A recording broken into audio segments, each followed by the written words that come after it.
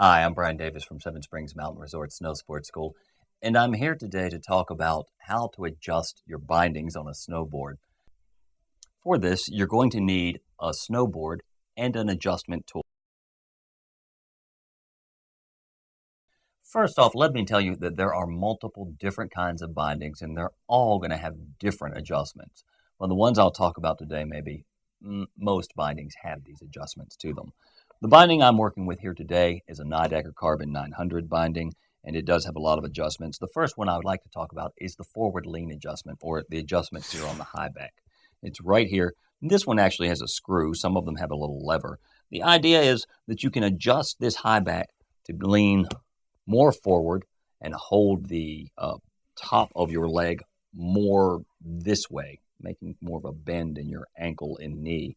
And when it comes time to leverage the board onto a heel side, the further forward lean you have set, probably the less movement of your knee will be required to tip the board up onto its heel side edge. You may choose to back off on the forward lean. If you ride in the park a lot or hit a lot of rails and boxes, that tends to cause people a tendency to maybe accidentally engage a heel side edge when it's not necessary. When you adjust this forward lean, do it little bits at a time, you'll find that it will really stress your muscles as you change the forward lean on the binding. The angle at which the bindings are set on the board, another adjustment that pretty much every binding has. This one, and many of them, have 4 screws and a little gauge on this base plate to tell you what angle you're setting your bindings at.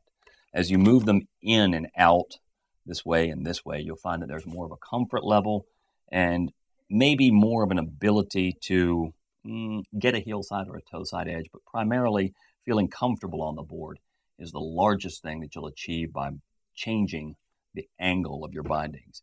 In the case of these bindings, I'm riding a duck stance. It's evenly tilted out on both feet, and mine are set at 12 degrees and minus 12 degrees on each foot. The other adjustments that you can have on these bindings, you can adjust the length of the straps. This one has a little screw-off mechanism to make the strap longer and shorter so you can achieve a good fit to your boot. You can move the back plate in and out to make the binding appear slightly smaller, thus moving your foot forward and back without actually changing the bindings setting on the board. But you can change the binding setting on the board also with these 4 screws. You can see it slides back and forth. Those are some standard binding adjustments that you can have on your snowboard.